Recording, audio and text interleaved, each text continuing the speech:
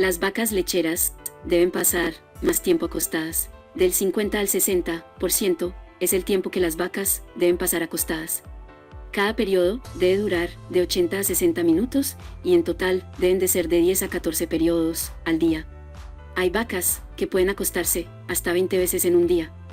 Es recomendable que las vacas como mínimo se acuesten 90 minutos después de realizado el ordeño. Pero, ¿cuál es la importancia que la vaca descanse?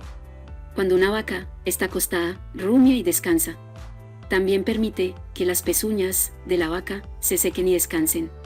Pero la gran ventaja que nos brinda esta actividad es el aumento de la producción lechera debido a que la circulación sanguínea aumenta cuando la vaca está echada.